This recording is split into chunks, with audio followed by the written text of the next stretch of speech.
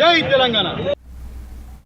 నిర్మల్ జిల్లాలో ప్రజాపాలన ప్రగతి ప్రణాళిక సంక్షేమ వారోత్సవాల్లో భాగంగా జిల్లా కలెక్టర్ అభిలాష అభినవ్ సారంగపూర్ మండలం స్వర్ణ గ్రామంలోని ప్రభుత్వ బాలికల ఆశ్రమ పాఠశాలను సందర్శించారు. విద్యార్థుల నైపుణ్యాల అభివృద్ధికి నాణ్యమైన విద్యా బోధన అవసరమని తెలిపారు. వంటగది, స్టోర్ రూమ్ను పరిశీలించి పరిశుభ్రత, మెనూ ప్రకారం ఆహారం అందించాలని సూచించారు. తరగతి గదుల్లో విద్యార్థులతో మాట్లాడి పాఠాలు చదివించి ఆత్మవిశ్వాసంతో చదవాలని ప్రోత్సహించారు.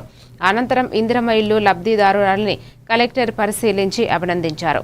ఈ కార్యక్రమంలో విద్యాశాఖ, రెవెన్యూ అధికారులు పాల్గొన్నారు.